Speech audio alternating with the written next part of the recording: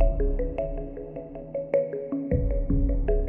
Kodega is a guide and a storyteller, escorting you through the night, lighting the way, warding off thieves, ghosts, demons, and other oddities. Along the journey, his companions would often share with him the most curious of stories that he'd record in his codex. Perhaps you just might find yourself traveling with a Kodega and sharing one of yours.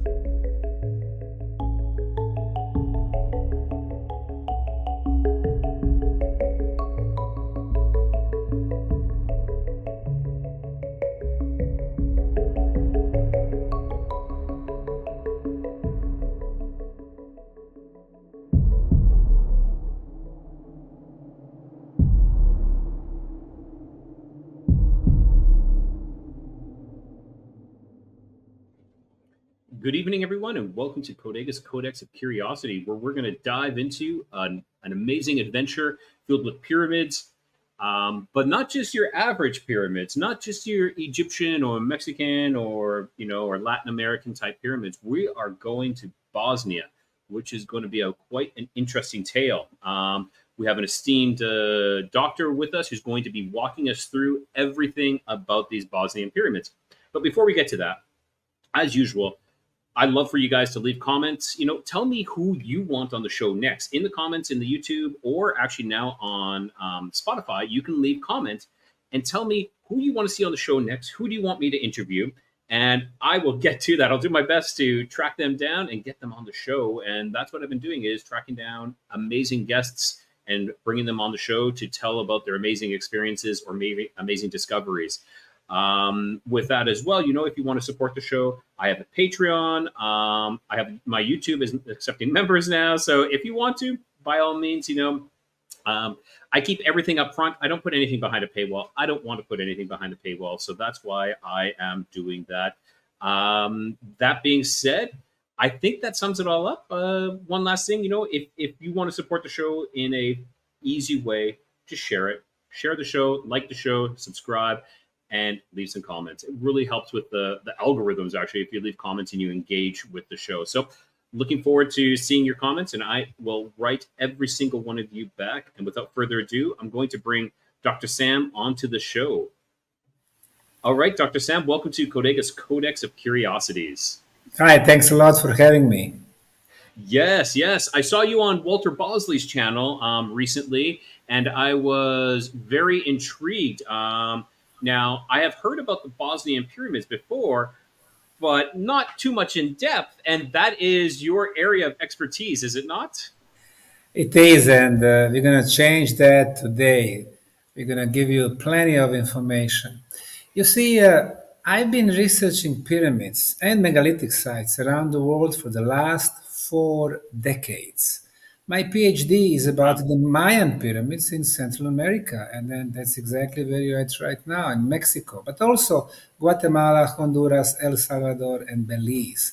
Believe it or not, the Mayan civilization built over 100,000 pyramids, and 97% of them are still in the jungles, covered by forest and the soil. Now, I've expanded my research in the countries like Peru, 300 pyramids, Bolivia, Acapena Pyramid Complex.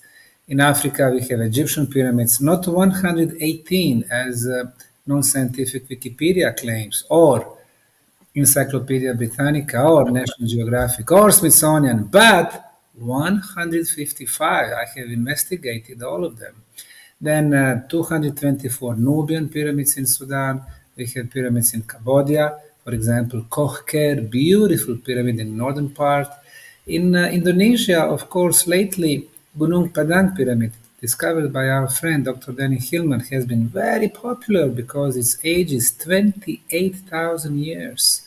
Chinese pyramids, I was the 3rd foreigner to visit them, and I was the first one who held the lecture at their archaeological institute in Xi'an. So in the Shanxi province, 250 pyramids. Even in Australia, we had the Gympie Pyramid until last year, when the Australian government destroyed it in order to build a highway, which had to go right through that property.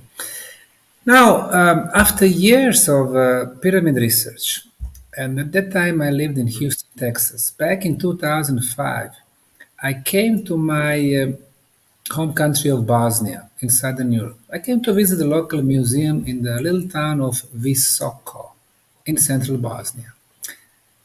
And I was looking at this hill. Everybody called it natural hill because it was covered by soil, vegetation, forest. And I could see four sides, four triangular faces, four corners, the same slope from bottom to the top. I took compass, it showed me the perfect orientation of the sides to the cardinal points, east, west, north, south. And I immediately knew that we do have an artificial structure which has been covered by soil and forest after thousands of years. The same scenario like in China, Indonesia, Mexico, or Guatemala. And that was the beginning of this very exciting journey, which has become the most active archaeological site in the world.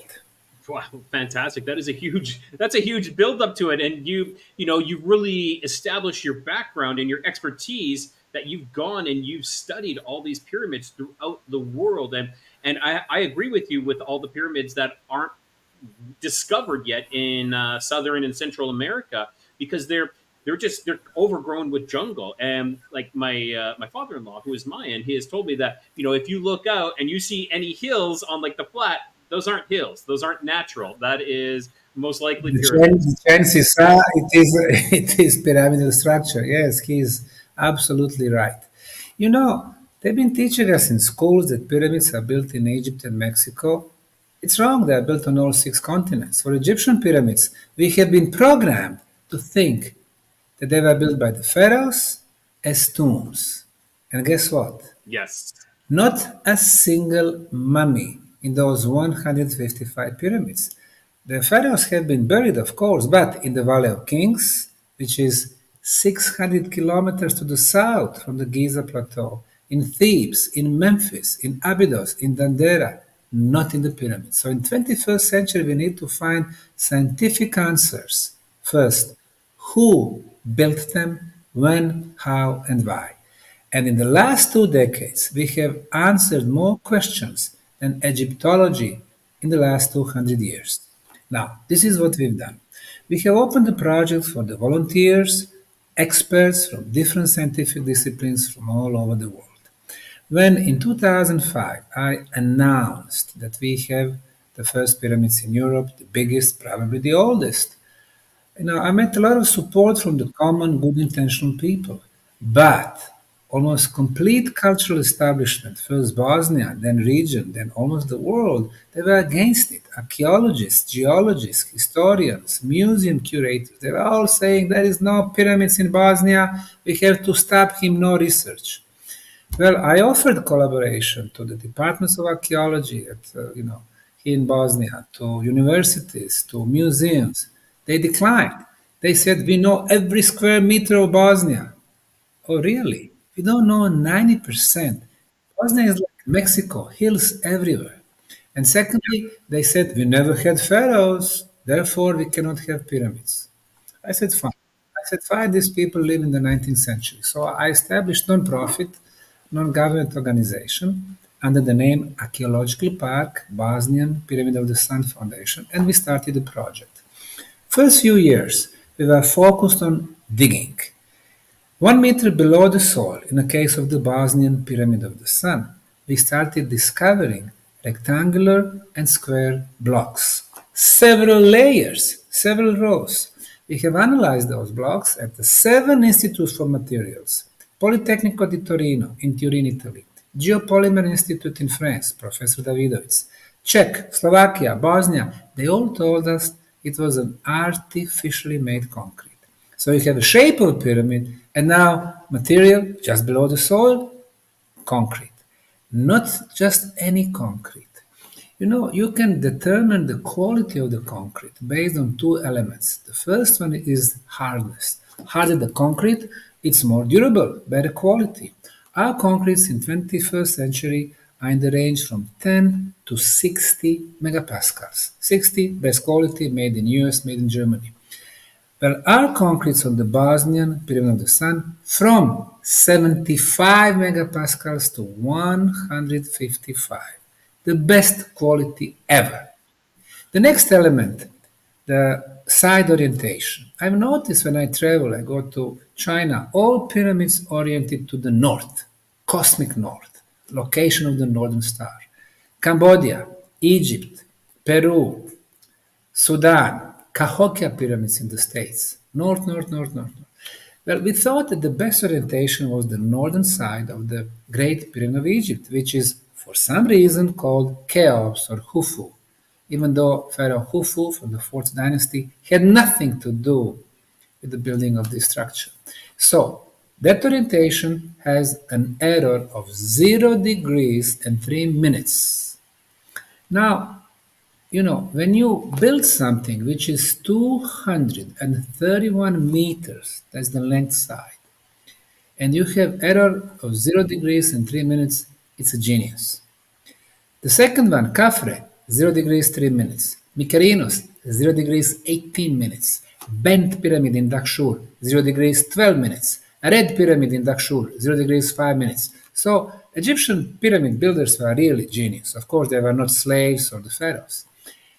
Bosnian Pyramid of the Sun, according to the measurements of the State Institute for Geodesy, we had 3 engineers of geodesy who brought scientific equipment. It's called Total Station T500.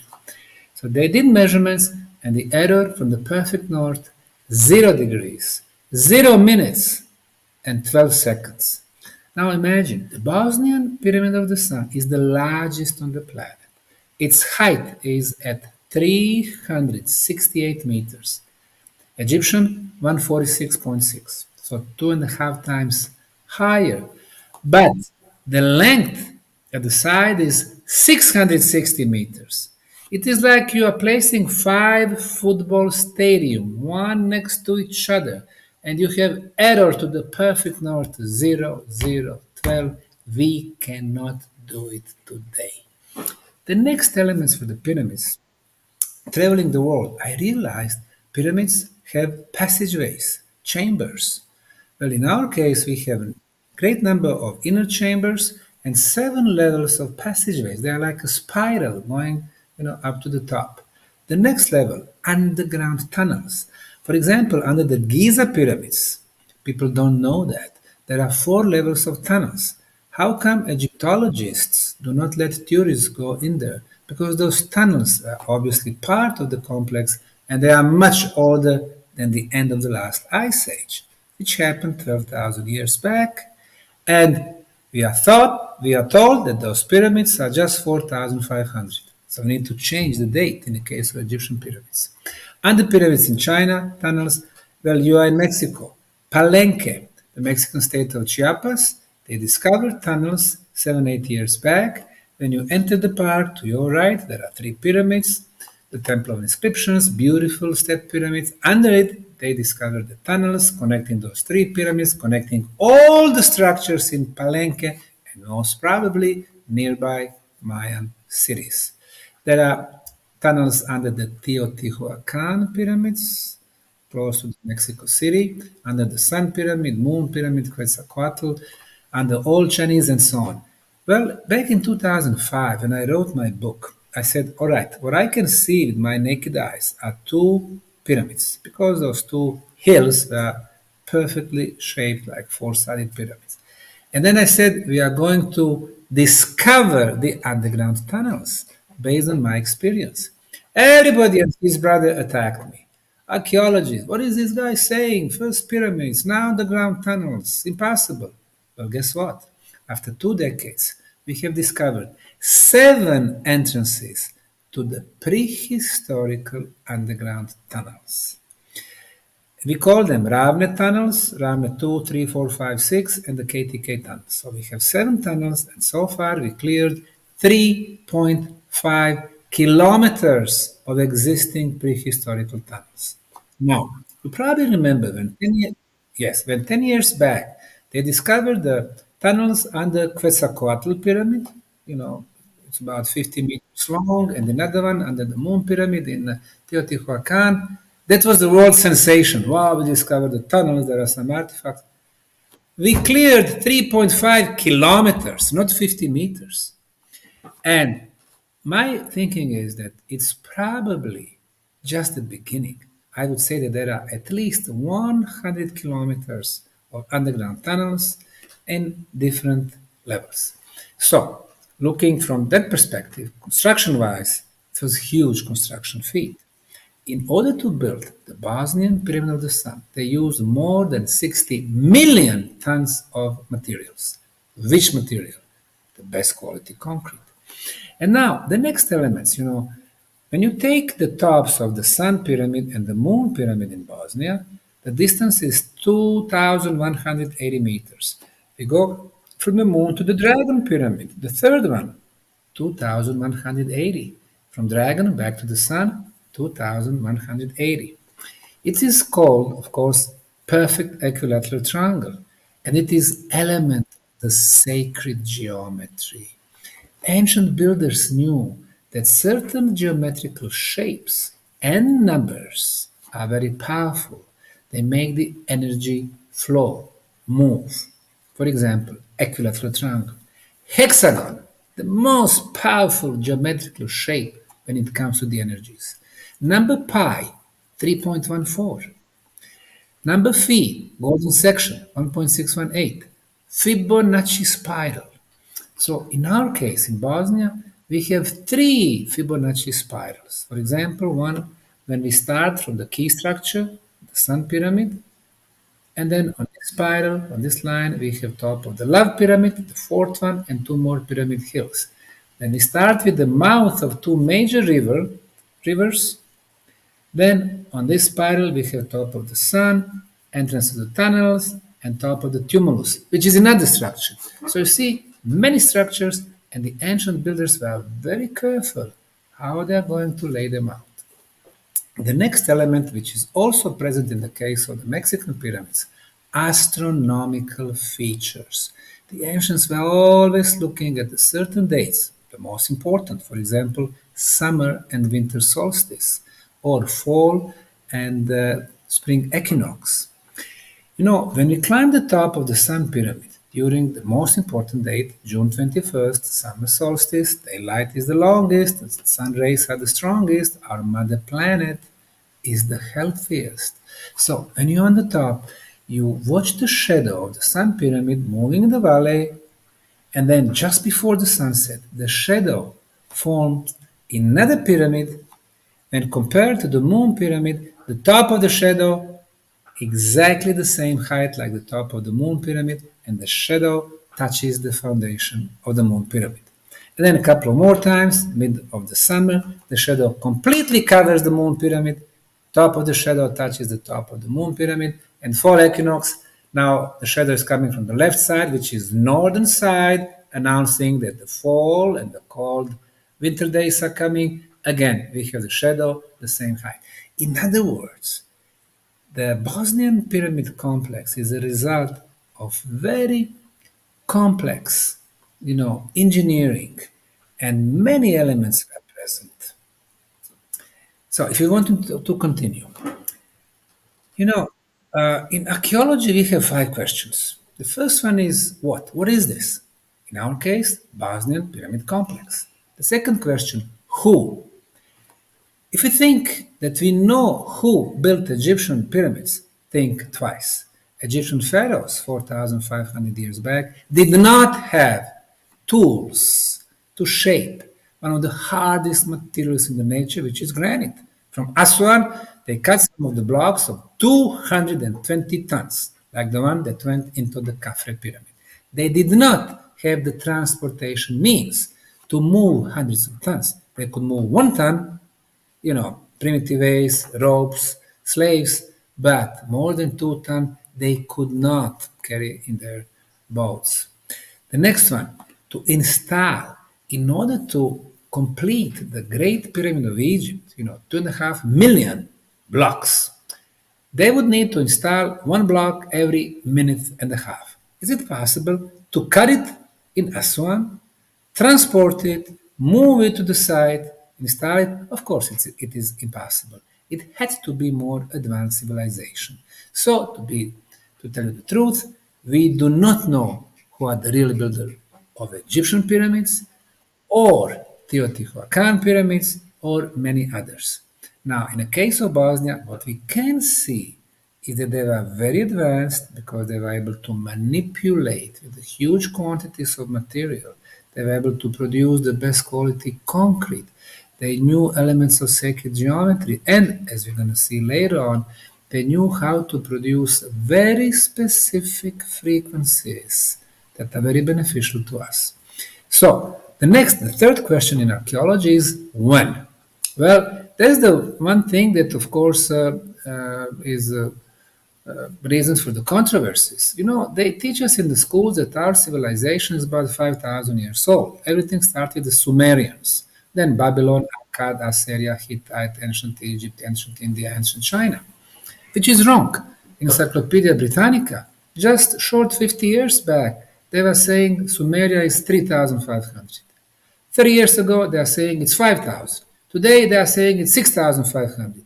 And you and I know that we already have Göbekli Tepe, which is almost 12,000 years old. We have Yonaguni monuments from the bottom of the Pacific floor, which is more than 12,000 years, and so on and so forth. So, we simply live in the last civilizational cycle. Before this one, 12,000 years back, before that one, we had another one, which ended 18,500 years back, and another one, 34,000 years back, and another one, 55,000 and 75,000. The matter of fact, in the last 100,000 years, we have had at least 5 civilizational cycles. What they teach us in schools, that our history is the history of the evolution. 10, 20, 30,000 years back, we were primitive cavemen, Paleolithic men. Wait a minute. We did have Paleolithic men, but at the same time, we did have more advanced civilization. So it was like episodes, more advanced, coming, building their structures, probably leaving. The same thing we have today. You and I, we use this. If you go with this to the, middle of the Amazon or Papua New Guinea, you show it to the primitive tribes, they would not have clue what we are showing them. So, different levels of civilizations. So, I know that today, all the mainstream is saying evolution, I'm saying cycle after cycle after cycle. So, Bosnian pyramids, where do they belong? Where do they fit? In science, in the scientific world, there are 3 methods today that they've been used to show the age. The first one, the most common, is radiocarbon dating. We have done 28 radiocarbon dating in our project. In the case of Khufu Pyramid in Egypt, just 4. In the case of Göbekli Tepe, Dr. Klaus Schmidt, only 4. We have done 28. Then we've been using uranium-thorium analysis, 12 of them. And we've been using luminescence analysis, 7 of them. So never so many scientific dating in one archaeological project. And the results, the Bosnian Pyramid of the Sun is 29,200 years old, plus minus 400 years. How do we know that? Because when we remove the layers of soil, we expose the first layer of concrete, and then below the first one was the second one. In between, like in the sandwich, we have discovered fossilized leaves. Now, the leaves, that's organic material. You can date it. How did they get there? Obviously, the builders were pouring the first layer of concrete, the second one, the third one. The wind was blowing, bringing those leaves, and then the fourth layer, the final layer of concrete. So those leaves will tell us the real time of the construction. So 29,200, which is in science called a radiocarbon date. In order to get the calibrated date, or the calendar age, we add approximately 14%, so the real age of the Bosnian Pyramid of the Sun is 33,600 years. Now remember, I mentioned Gunung Padang, Western Java, Indonesia, 28,000 radiocarbon date, which is practically the same time like ours. What was happening then? According to the archaeologists, nothing. Primitive cavemen. Well, Let's see. Egyptian pyramids, that's my thinking, they are much older than end of the last ice age. It means 12,000. But who was able to build such a perfect structures?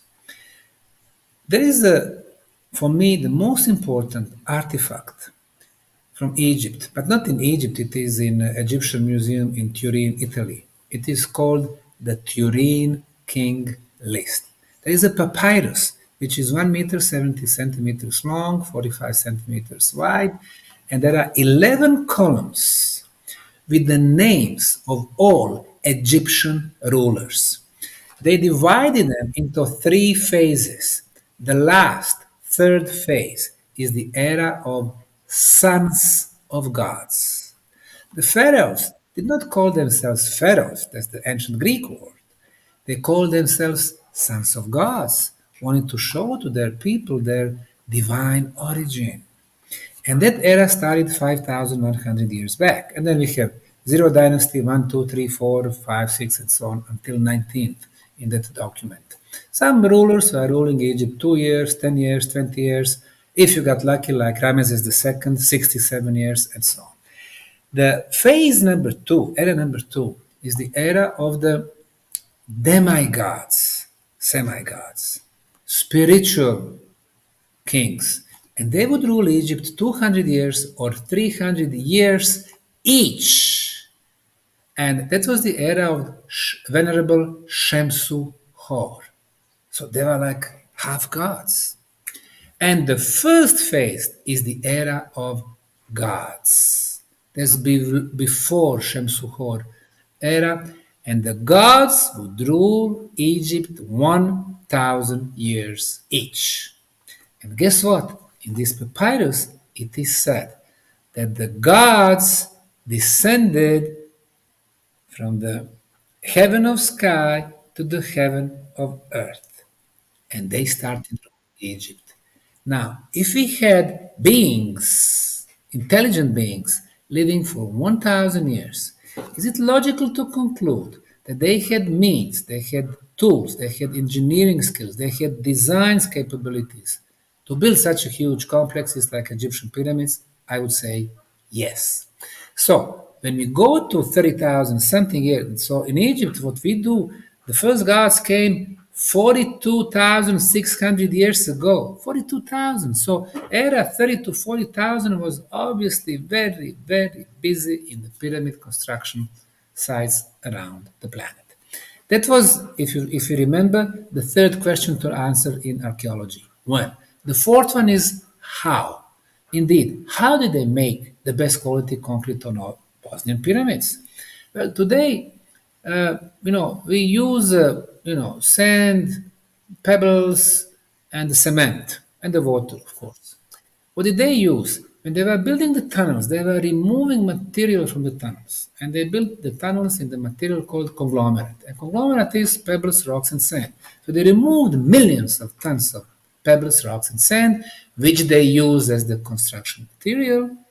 They only needed the binder. And as a binder, since they never use artificial materials, no plastic, no cement, no artificial rubber, they used clay.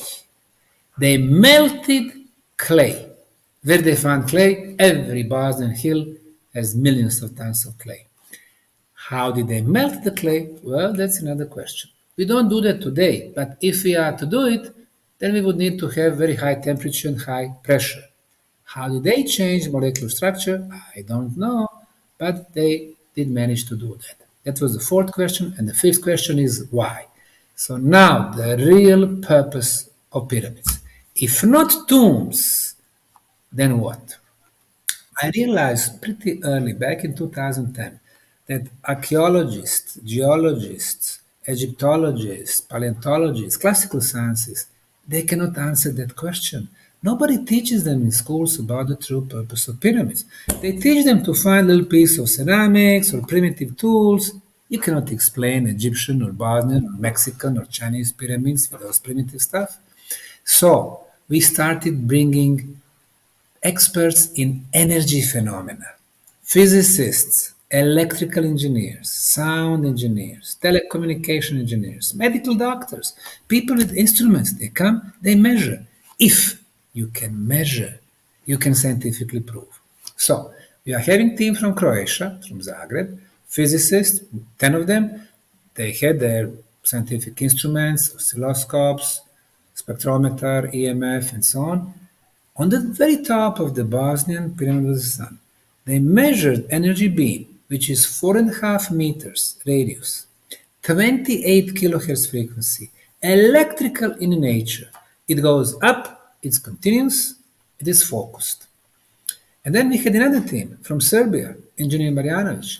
3 months later, they confirmed the same frequency. And then we had a team from Finland, sound engineer Heikki Savolainen, from Italy, Professor De Bertolis, from Germany. So 5 teams came with their own equipment from 5 countries at 5 different times, and they all got the same results. It is called an international scientific verification of the phenomenon. Which phenomenon? Energy beam.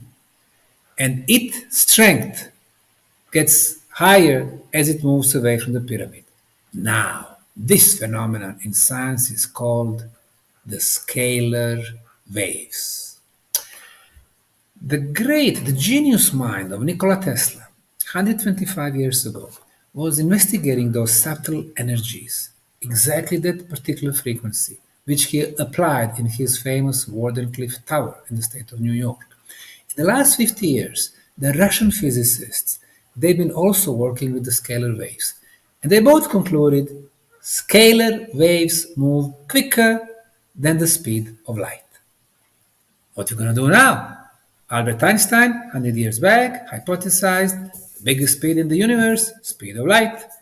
However, scalar waves much quicker. So our conclusion was that the first potential purpose of pyramids is the communication device. The second one, I mentioned the tunnels. People go to the tunnels. Now, if you go, let's say, to the coal mine under the ground, after 15, 20, 30 meters, you can't breathe really well, lack of oxygen. But in our case, deeper you go, you breathe better and better. Not very logical, but in my country of Bosnia, nothing is logical. So, people with respiratory problems, asthma, bronchitis, they go inside, they breathe so well. They go several times, when they come back, they don't need air pump, inhaler no more. People with a high blood pressure, 180 over 120, they go inside, they come back, 120 over 80. People with a high sugar in the blood, 11, which is almost diabetes, they come back 5 or 6 points, it dropped to 5, 5.5. People with the tumors, people with the very serious diseases, we can see the revolutionary change in their health conditions. Now, we always say that our foundation, which is registered for archaeology, science, and archaeological tourism, we are not in the healing business. We don't give medical guarantees. But what we do, we measure, we use scientific instruments. And very quickly, 10 energy phenomena in the tunnels. The first 5 is the absence of all harmful radiations. Right now, you and I, we are exposed to the cosmic radiations. Some of them are harmful. Our body cells fight those enemies. You go to the tunnels 25, 30 meters below the ground, no harmful cosmic radiations. Number 2, we use Geiger-Miller counter to measure radioactivity. Levels in the tunnels dozens of times lower than the minimum allowed. No radioactivity, which is another enemy to our body. No geopathogenic radiations from the underground water streams. No signal for the cell phone, 3G, 4G, 5G, it's killing us. No signal for the Wi-Fi, for the internet. Without the bad, harmful radiations, our body, for the first time, does not have enemies. Our body cells can start doing their job. They can start fixing the problems in our body. They can start the regeneration process. Doesn't matter if you have high blood pressure or sugar or mental problems or cancer, regeneration is happening in the tunnels. When we add, That is, yes, sorry, Dr. Sam, I just want to say that is amazing. So you're not claiming the pyramid is curing or healing people. You're claiming that it's blocking out all these negativities so that we can heal ourselves. plus five more energy phenomena which are measurable. Number six, the best frequency of electromagnetic field, 28 kilohertz frequency. That's the frequency of our planet. She's our mother. She only gives us good stuff. Number seven, 28 kilohertz frequency of the ultrasound. We cannot hear ultrasound, but we can measure it. And this is the frequency of the levitation. You go in there, you feel light. Number eight, extremely low frequency. This is how it's called, ELF, of 7.83 hertz. In science, it is called the Schumann resonance. It used to be the only resonance of our planet. We were born, you and I, we were born at 7.83. When we think, if somebody is still doing that, we generate brain waves at 7.83. Our planet 7.83, we are in balance.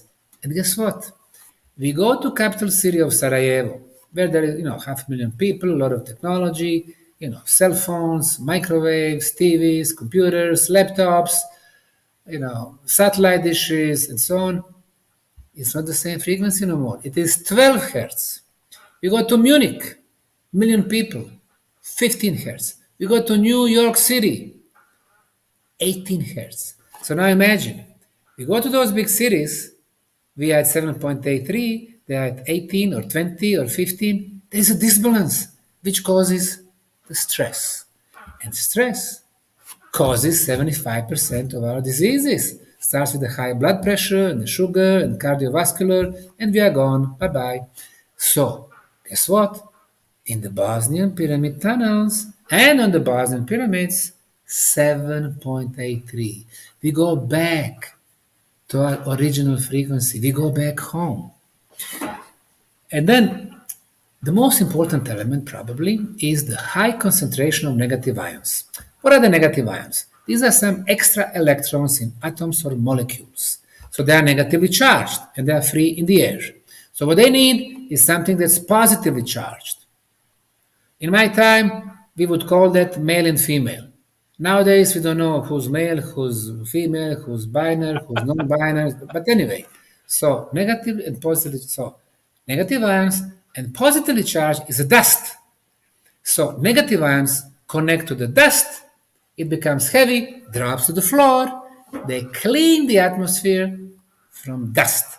They clean the atmosphere from smoke. They clean the atmosphere from pollen. They clean the atmosphere from microbes.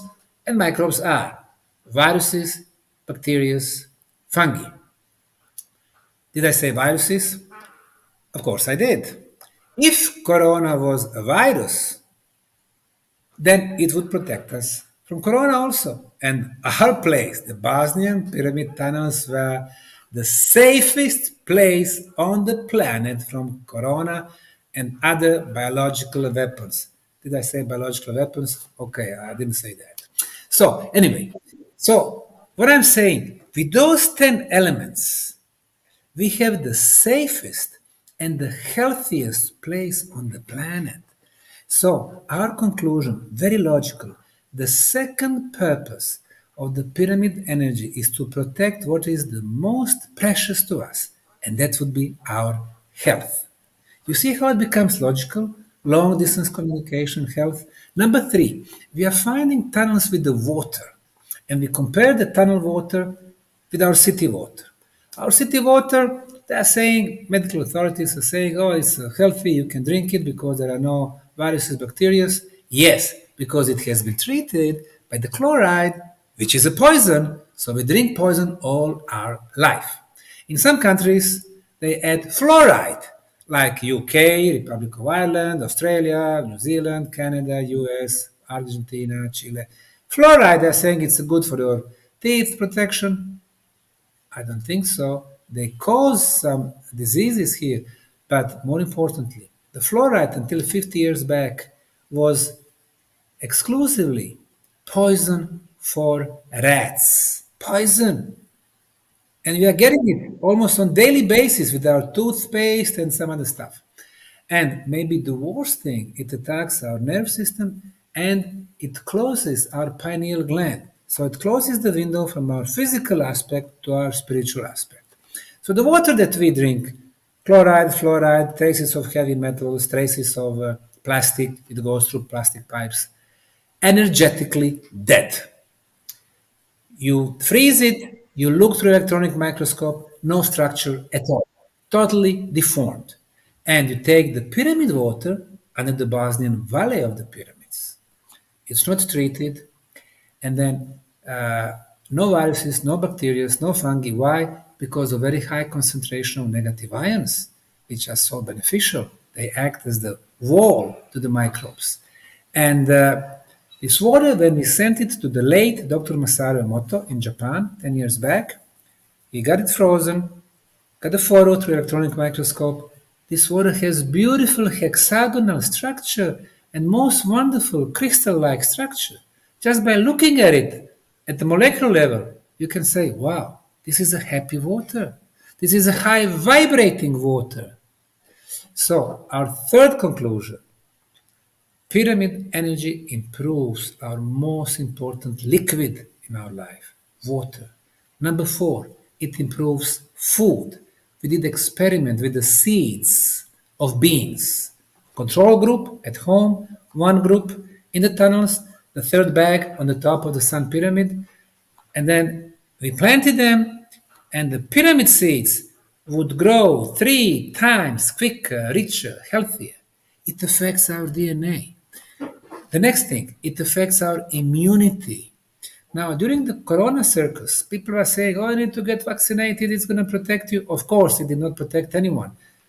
But everybody would be getting viruses and bacteria. But then the question is, not if you are vaccinated, but what is your level of immunity? You visit the Bosnian Pyramid tunnels, immunity goes up. Your blood is clean. It affects development of your spiritual senses. So now, when I look back, what we've done in our Bosnian Pyramid project is so much more than 200 years of Egyptology. Why? Because archaeologists there keep it jealously just for themselves. And we have opened the project for the interdisciplinary scientific approach. And if it was not enough, in the last 10 years, I spent all my US savings from Houston. I purchased almost 100,000 square meters of muddy, swampy, neglected land near the tunnels and transformed it into one of the most beautiful parks in Europe, where we held our concerts, festivals, sport events, yogas, meditations, book lectures. We have tango festival every year. We have all kind of, we built movie theater. So 65 different installations, labyrinths of love, labyrinths of energy, labyrinth of purification, labyrinth of health. We have yoga platforms. So all of a sudden, this project is so much more than the archaeology. It is science, it is energy aspect, it is spiritual aspect, it is healing aspect, it's cultural aspect, it's sport aspect. It's about what we eat, what we drink. It's about the new concept of future. Look what they try to instill on us. Transhumanism, upgraded human with the biochip in every, hand. GMO, GMO food, poisoned water, pedophiles becoming legal. What kind of society is that? Where is humanity? We are saying no. We have humanity here. This is oasis of peace and freedom and non-discrimination and true history and beauty. We have our flag. It says on the flag, love, peace, freedom. This is what we are about. So I think that our project equals to Tesla's words. He said, if you want to find out the secrets of the universe, you need to view it through the energy, frequencies, vibrations. And indeed, Our project is not primarily archaeological. Our project is about the energies. The pyramids are energy amplifiers. The pyramids create very specific frequencies that affects our vibrations of the water via what we drink, vibrations of the food via what we eat, vibrations of our thoughts via what we think, and so on. So, what the life is about. In the consumerism, I spent 25 years in the US. They just teach you, okay, you need to have more and have bigger salary so you can buy a bigger house, you can get the bigger loans, bigger mortgage, blah, blah, blah, blah, blah. Yeah, but grabbing all the time won't make you happy. What's going to make you happy is you share, you give, you love, you are being loved. And that comes with the high vibrations. Wow. This is absolutely amazing. Now, Dr. Sam, I love how you've taken this research and like you said, you've opened it up. I agree with you. I find a lot of the archaeologists, like the Egyptologists, they're like, this is mine, this is my precious, and no one else can come take a look.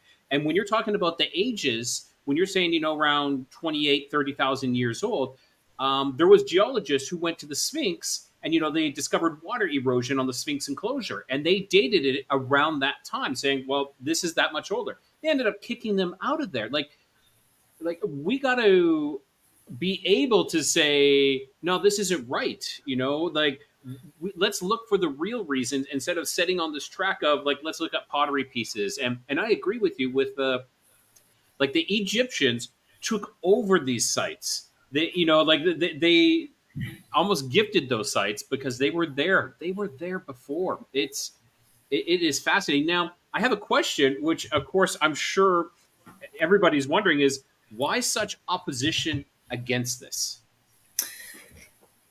You use very good example, the Sphinx and the age of the Sphinx. In 1930s, Egyptian archaeologist named Ibrahim, he was looking at the Sphinx, he was looking at the erosion, which was vertical erosion. Obviously, you can have it only after you have prolonged rains and the storms. He was thinking, well, if the Sphinx was built by the pharaoh Khafren 4,500 years back, and we've been having the same climate, which is dry and sunny and no rain for much more than 5,000 years, what is the real age of the Sphinx? And then in 1980s and 1990s, John Anthony West, a brilliant guy, but he was not very well educated, but he was a brilliant. He noticed the same thing, but then he needed confirmation. So he was asking different geologists to help him. Robert Schoch extended his hand. He said, okay, yeah, it is older than 5,000 years. But then later on, when John Anthony West died, Robert Schoch and Graham Hancock, they were writing books about that. And now they are very well known because of the Sphinx, but it's really some other people, which is, it doesn't really matter who. What matters is the Sphinx does belong to some of the previous periods. What is the problem in admit that there are several civilizational layers, that we go back not a few thousand years, but tens of thousands of years? What is the problem to admit that we used to have more developed visitors who are bringing us the knowledge? And to the pyramid science, this is what I noticed. In China, 20 biggest, oldest pyramids, they were built from the superior material, from granite and sandstone. Those that they came later, and for those we know because they've been researched, 2,300 years, the era of the Emperor Qin, until 1,000 before present, they were built from the inferior material, mud brick. This is not what they teach us in school. They say before we were primitive. Well, obviously we were not. Those were built 12,500 years back. In Egypt, even archaeologists there, they admit the oldest pyramids are the most superior. There is like 28 of them. The Giza pyramids, the Akshur pyramids, Saqqara pyramids, Hawara, and the others, Meidum, and so on. So, there is in Mexico, the same thing, in Peru, the same thing, in Bosnia, the same thing. So we don't see evolution in construction knowledge, engineering skills, transportation means. There is no evolution. What does that mean? It means that the knowledge has been brought to us. Of course, the next question is by who? But through the pyramid research, I can see that our civilization is much, much older than it's claimed by mainstream. And secondly, that there is an influence of some more developed, intelligent beings. So it's really very exciting. And then, when you ask why, you know who controls the history? Not particular countries. It's the elites. Number one, for last couple of 100 years, there were English elites. Of course, lately we have American, German. But those who control history, they control the present, they control the future. They have the monopoly on information. You mentioned Egypt, and you are absolutely right.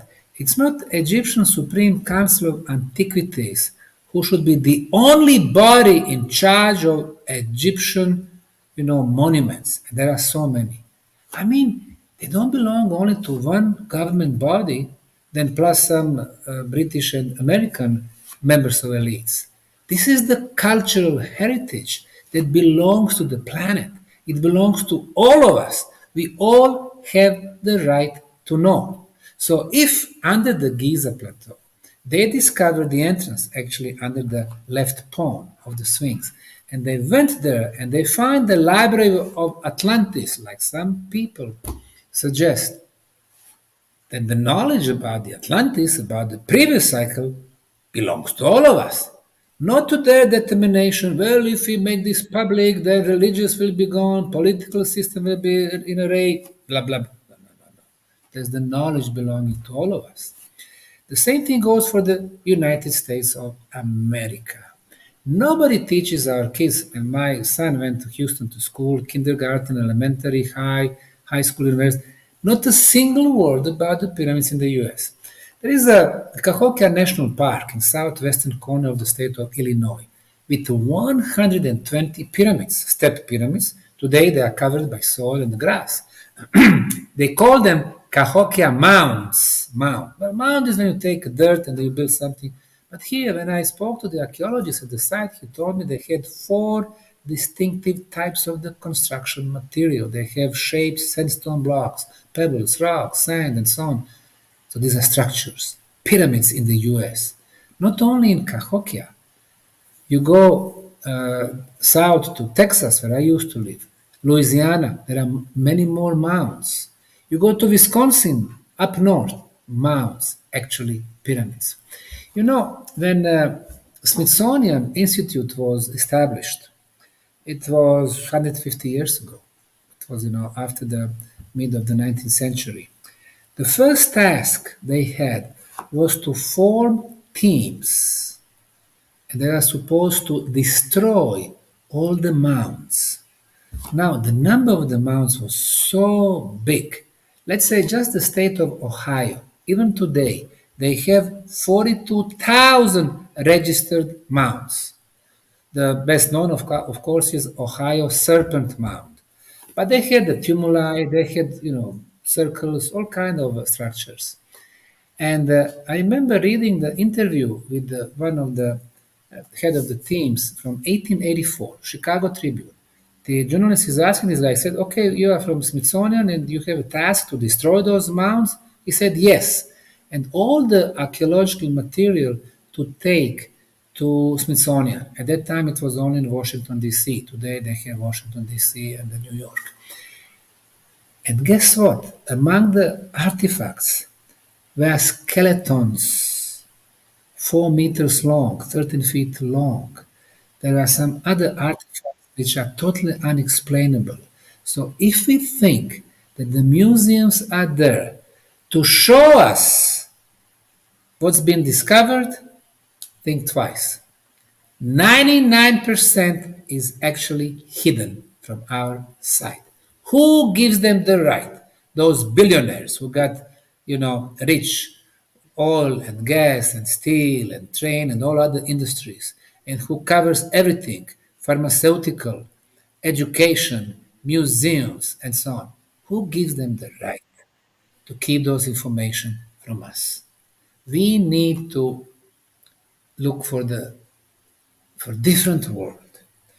Who gives them the right to steal so much resources from us, common people, that they had, like some of them, they are talking $200 billion, Musk, Zuckerberg, and the others.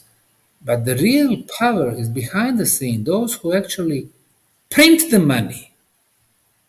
If you think that Fed is the government agency, it is not. It is 13 family who in 1913 got authorized by Congress and President Woodrow Wilson to form Fed that prints the money and, lend it to the US government, trillions of dollars.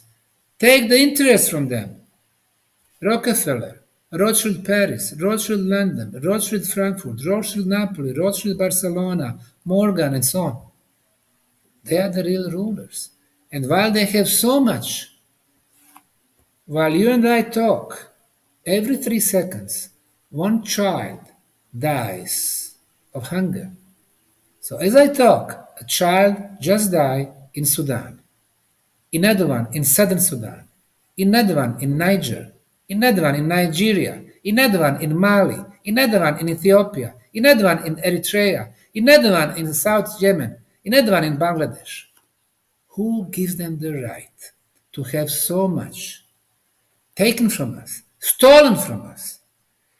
The problem with us, one is the energy, based on energy, which is dirty, limited, and very expensive. They got their empires. Hopefully, one day, Tesla's noble goals of clean, unlimited, and free energy will become reality. So it will be the first pillar of the free society. And the second one will be the equal distribution of the resources, including information, including knowledge about the ancient history. Once we realize how smart were the ancients, then we can solve many of our problems. Wow. That is fantastic, Dr. Sam. My mind is blowing here listening to you. Like a lot of things that you're saying, I agree with, and I know as well. And it's very poetic hearing you put it all together. And I agree with you. There's the controlling factions. And do you believe maybe that they are the descendants of these semi gods and these gods, and then maybe that is why they feel that they have the right to do this and to control this? If there are only one, then, that would be questionable. Hmm. But there are at least 10 different intelligent beings coming temporarily or permanently, affecting, starting from our DNA, starting from us, because we are not product of the evolution. Neanderthal was the highest form of the animal, even though it was bigger than us. But then Cro-Magnon or Homo sapiens was 5 million years away if it went through the evolution. Somebody did genetical engineering on the most developed animal species, Neanderthal, bringing their own, genetics. So we got a species, us, intelligent, artistic, so much more advanced. But most probably, between 3 and 400,000 years back when we were created, our role was not so noble. Probably we had the role of the slaves. But it doesn't matter. That was before. Let's see what we have today, how we can organize ourselves better, how we can be more humans and, humane activities, how we can do much more in our social organization. If they belong to that race, I don't think so, because uh, those who are coming later, I would say, they were looking just for their interest, and most probably they have their puppets with the parts of their DNA, parts of their blood, and they go from generation to generation, keeping us in a similar position like before. But this is not the future of humanity. The future is that we live in equal communities, we have as much as we need. The story is that 8 billion people is too much for our planet. That's so wrong. I mean, 8 billion people you can put in my state of Texas, and everybody should have enough space to live. Or we can put all of them in Iran if they want to go to Iran. So the rest of the planet would be basically free. We can have 100 billion. It's not about how many, it's about how you organize your communities, your societies, your states, your countries, how you deal with your resources. So, do they belong to that bloodline? To some bloodlines, I believe yes. That's why they keep everything within the families, and we can trace that back for thousands of years. But I would say it is irrelevant. So we need to look at ourselves. We need to find the best way for our communities. And what we are building here, it's on a small scale. I have 200,000 square meters, you know, different facilities. It's a couple of million square feet. It's not much, but it is something. When people come, they feel different energy. They start smiling. They love it. So if we prove that without a penny from the government, through our NGO, we can change our community. Imagine 10 similar places in Little Bosnia, 20 in Croatia, Serbia, Austria, 50 in Germany, 100 in States. Then we would change the world. I agree. I could not agree any more with you, Dr. Sam. I want to say thank you so much for giving me the time and joining us here today. It was amazing. Now, I know we kind of skipped over in the beginning, but where can people find you? Like, where can they reach out to you? I know you said you've written a book as well.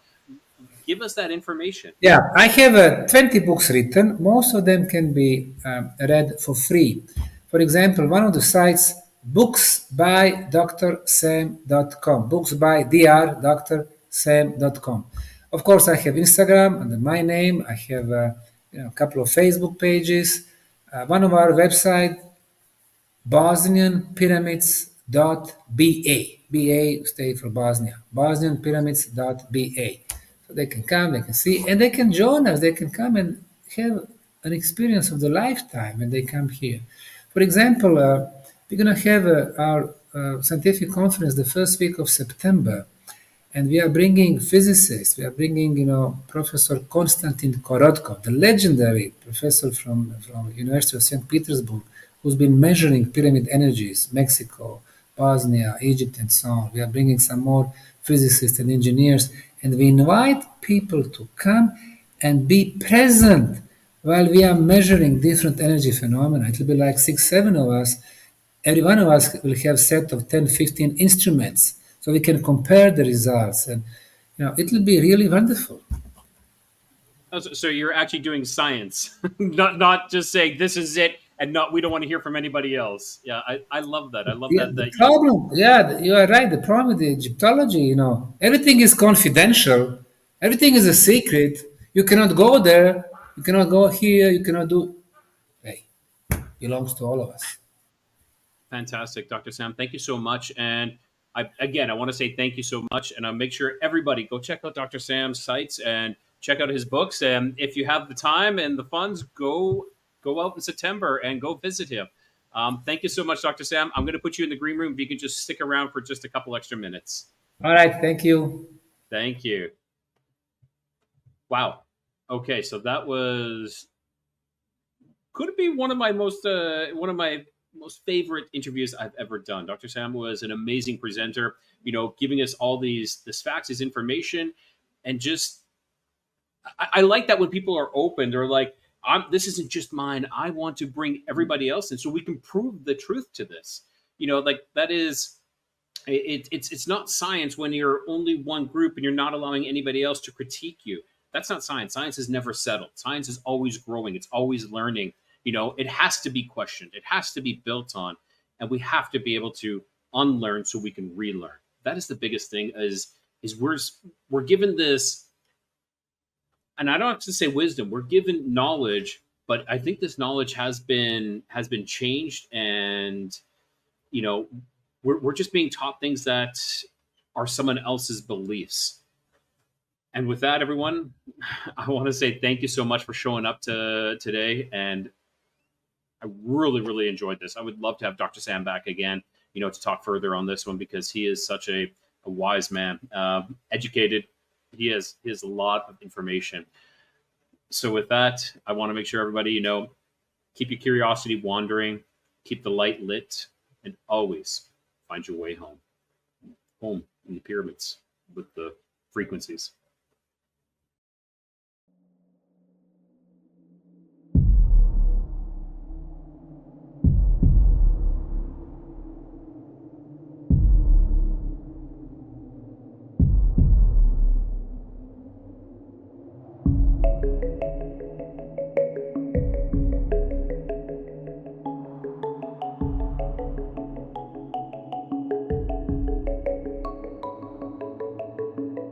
I look forward to our next adventure together as we navigate the mysteries that lie ahead.